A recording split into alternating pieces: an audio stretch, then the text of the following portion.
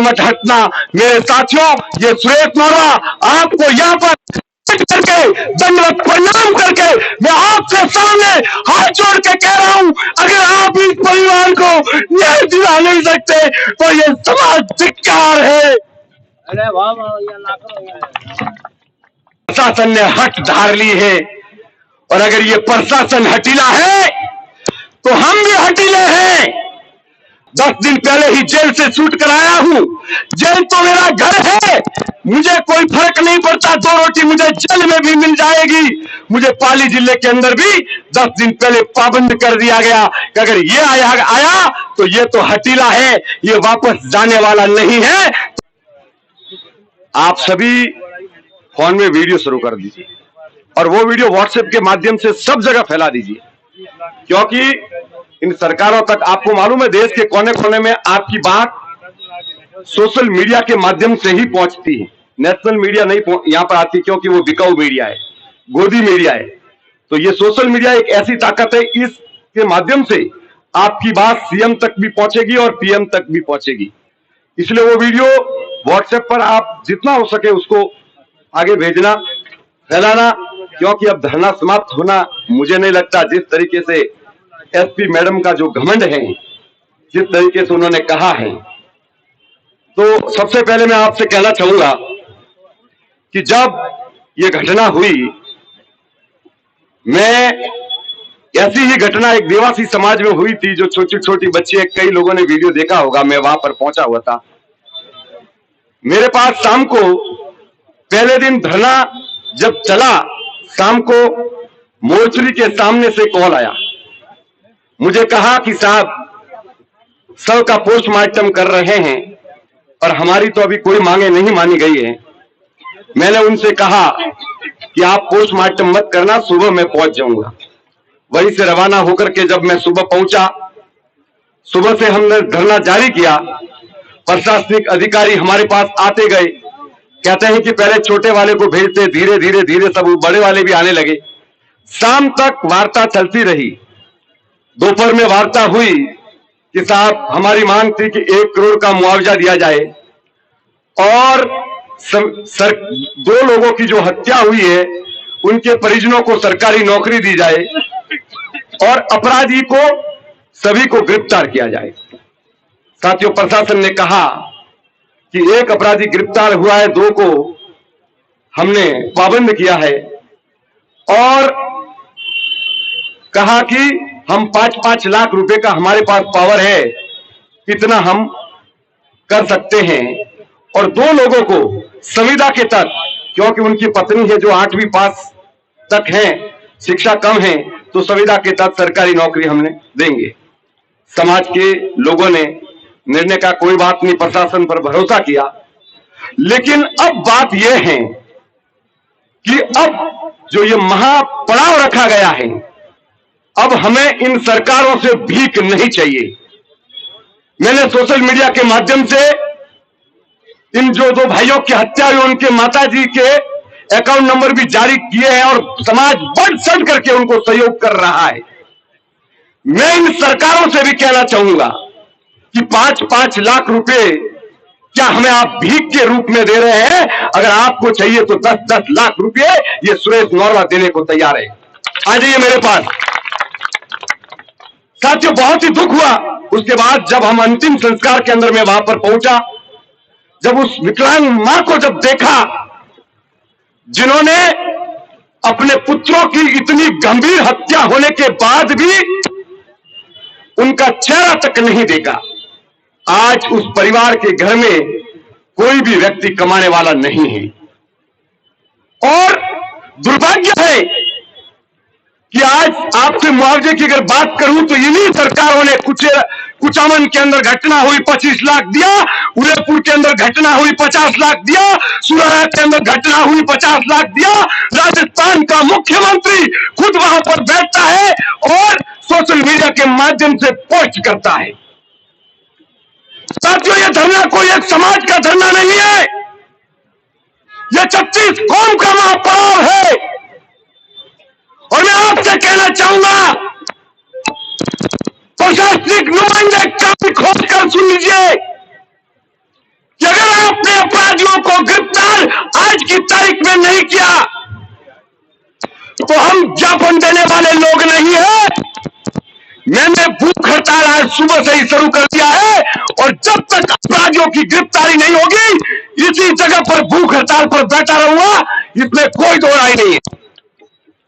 और मैं आप सभी से भी पूछना चाहूंगा, क्या आप मेरे साथ इस भूख हड़ताल के अंदर एक छोटी सी मांग है कि अपराधियों की गिरफ्तारी हो।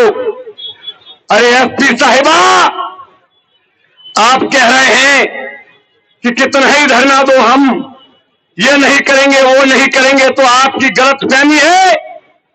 मैं पिछले 5 दिन से निरंतर गांव गांव जाकर के, साथियों मैंने किसी से चंदा नहीं लिया है। ये सुरेश नौरवा तो यहां खाने की भी व्यवस्था करवानी पड़े वो भी मैं अपने जेब से रखता हूं, 41 महीना भी यहां पर धरना जारी रहे। साथियों ताली मत बजाना, क्योंकि दुख की घड़ी में यह ताली का समय नहीं है। आप मुझे संकल्प दे करके मैं आपसे कहना चाहूंगा, आज ही सभी अपनी जगह जगह से लोगों को बुलाइए। अगर बसें भेजनी है तो बसें भी भेजेंगे, लेकिन आप मुझे वादा दीजिए कि अगर अपराधियों की हाथ ऊपर करके वादा दीजिएगा, आपको जाना नहीं है और मेरा पहले सुन लीजिए, उसके बाद आप हाथ ऊपर करना। हो सकता है किन्हीं को घर जाना हो सकता है किसी के कोई काम पड़ा हो। साथियों परिवार मेरा भी है, यहां से 400 किलोमीटर दूर गांव नौहवा से यहां आकर के लड़ाई लड़ रहा हूं, तो कहीं ना कहीं मुझे पीड़ा है। पर मैं कोई राजनीतिक पार्टी का व्यक्ति नहीं हूं, ना ही किसी पार्टी का। मैं तो केवल मेरे अंदर पीड़ा है कि जब 36 कौम के लिए आवाज उठा सकता हूं तो इस बड़ी परिवार के लिए और राजपूत समाज के लिए मेरी भी नैतिक जिम्मेदारी है कि इस परिवार को जब तक न्याय नहीं मिलेगा तब तक मैं डटा रहूंगा। लेकिन आप सब मुझे वादा कीजिए हाथ ऊपर करके कि आप भी मेरे साथ यहीं बैठे रहेंगे। साथियों देख लीजिए, और आपकी ताकत में वादा करता हूं कि 2 दिन के अंदर अगर 2 दिन भी धरना चल गया और 36 कौम का, तो ये प्रशासन भी नाक रगड़ते हुए यहां पर आएगा और राजस्थान का मुख्यमंत्री भी नाक रगड़ते हुए आएगा, क्योंकि अब चुनाव नजदीक आ रहे हैं। इनको मालूम है, मैंने देखा है 4 साल से गायब नेता, जब राजपूत समाज के वोट चाहिए तो ब्रह्मधाम पहुंच करके खेतेश्वर भगवान के सामने दंडवत प्रणाम करके वो सोशल मीडिया के अंदर फोटो डाल देते और हम भावुकता के अंदर उनके साथ खड़े हो जाते हैं। मैं यहाँ के जनप्रतिनिधियों को भी कहना चाहूंगा, साथियों जब गांव गांव पहुंचा इतना प्रेशर आया, इस धरने को विफल करने का प्रयास भी किया गया। कल तक मेरे पास कॉल आया कि आपके साथ बहुत बड़ा षड्यंत्र रचा जा रहा है कि एक बार का व्यक्ति आकर के यहां पर समाज सहित 36 कौम को संगठित करके परिवार के साथ खड़ा हुआ है। तो मैं आपसे कहना चाहूंगा साथियों कि सुरेश नौरवा तो किसी के बाप से नहीं डरता है।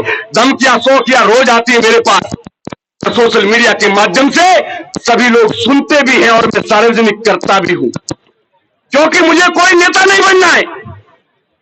लेकिन दुर्भाग्य है कि आज भी केवल एक अपराधियों की गिरफ्तारी के विषय को लेकर इस प्रशासन ने हट धार ली है। और अगर ये प्रशासन हटीला है तो हम भी हटीले हैं।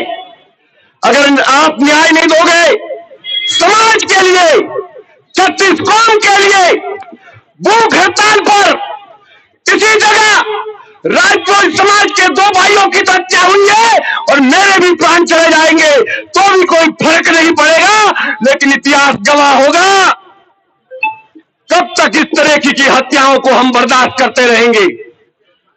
कब तक ये नेता लोग हमें गुमराह करते रहेंगे? साथियों में कोई किसी ने कहा कि हमें निमंत्रण नहीं दिया। ये कोई निमंत्रण देने का मेरे घर पे कोई शादी नहीं रची है या फिर मेरे घर पे कोई कार्यक्रम नहीं रहता है। इस न्याय की लड़ाई के अंदर जो नेता साथ खड़ा होता है उसके साथ राजपुरोहित समाज सहित 36 कौम उनके साथ होगी।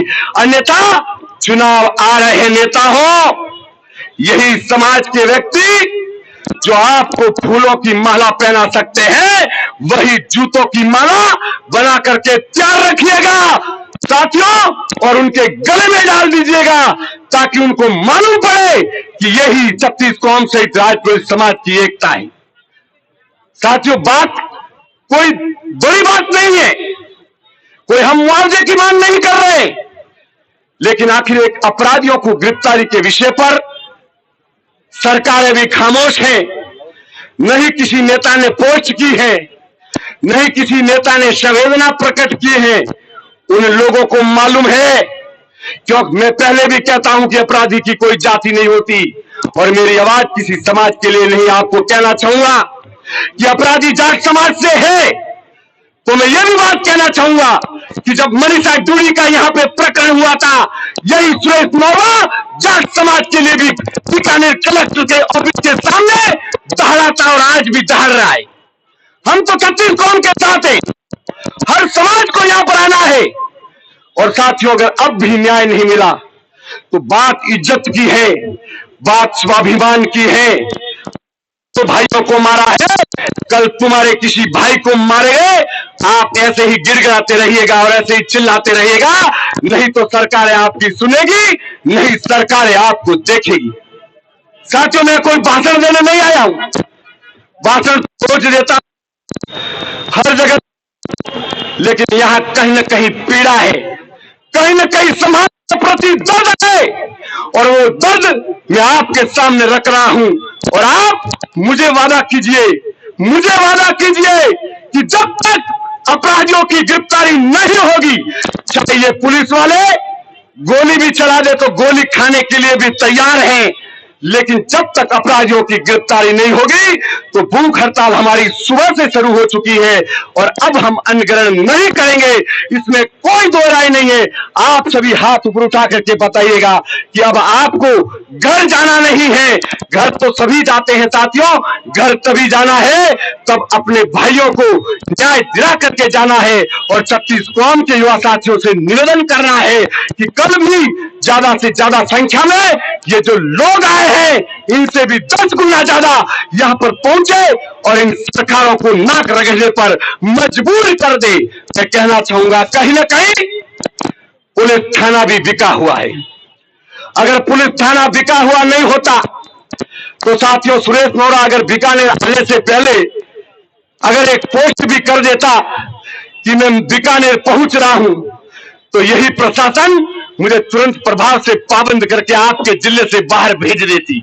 मैं आपसे कहना चाहूंगा, 10 दिन पहले ही जेल से छूट कर आया हूं। जेल तो मेरा घर है, मुझे कोई फर्क नहीं पड़ता, 2 रोटी मुझे जेल में भी मिल जाएगी। मुझे पाली जिले के अंदर भी 10 दिन पहले पाबंद कर दिया गया कि अगर ये आया तो ये तो हटीला है, ये वापस जाने वाला नहीं है। तो मैं आपसे इतना ही कहना चाहूंगा कि परिवार के साथ कंधे से कंधा मिला करके, ये लड़ाई अब परिवार की नहीं है, ये लड़ाई अब समाज की नहीं है, ये लड़ाई 36 कौम की है। राजपुरोहित समाज एक खूबसूरत समाज है, और इस समाज के अंदर इतनी घटना होने के बाद भी कोई भी व्यक्ति, चाहे तन्य ही क्यों न हो, अगर राजनीति करने का प्रयास करेगा तो उसको भी हम चुनौती देने का प्रयास करेंगे, इसमें कोई दो राय नहीं है। मैं नारा लगाऊंगा, अपराधियों की, अपराधियों की, अपराधियों की राजस्थान सरकार, राजस्थान सरकार। मैं जो ये नारे लगा रहा हूं, ये वीडियो बना करके आप सभी जगह फैलाइएगा। 1-1 मिनट 30-30 सेकंड का बना दीजिए, ठीक है ना, ताकि सरकारों तक भी ये बात पहुंच सके जो नारों की। राजस्थान सरकार, राजस्थान सरकार, अपराधियों की, अपराधियों की, अपराधियों की राजस्थान सरकार, राजस्थान सरकार, राजस्थान सरकार। अब मैं आपसे यही कहूंगा कि जब तक गिरफ्तारी नहीं होगी आप सभी को फैसला करना है और डटे रहना है साथियों। न्याय के लिए भले ही 5 दिन लग जाएंगे, आपका व्यापार खराब होगा, मुझे पता है कई लोग व्यापारी हैं, लेकिन 5 दिन भी लग जाएंगे और उम्मीद है कि 2-3 दिन में अगर आप डटे रहे, आपने हर लोगों को कॉल कर दिया, आपने सभी लोगों को यहां बुला दिया और लाखों की संख्या में इस बीकानेर को जाम कर दिया, तो सरकार है तो क्या, सरकारों के बाप भी घुटने टेकने पर मजबूर हो जाएंगे, क्योंकि सरकारें बनाने वाले आप ही हैं और नेताओं को जिताने वाले आप ही हैं और आप ही उनके मालिक हैं। ये तो नेता तो नौकर होते हैं जनता के, लेकिन दुर्भाग्य है जब सत्ता में आने के बाद उनका घमंड बढ़ जाता है और घमंड कहीं न कहीं आज उनको एहसास दिलाने का हम सबके पास समय है और समाज सहित 36 कौम की एकता बताने का समय है। इसलिए अब आप पीछे मत हटना मेरे साथियों। ये सुरेश मौर्या आपको यहाँ पर करके दंडवत प्रणाम करके मैं आपसे सामने हाथ जोड़ के कह रहा हूं, अगर आप इस परिवार को न्याय दिला नहीं सकते तो ये समाज धिक्कार है। अरे वाह वाह, ये ना करो यार। अब ये तो करूंगा भाई।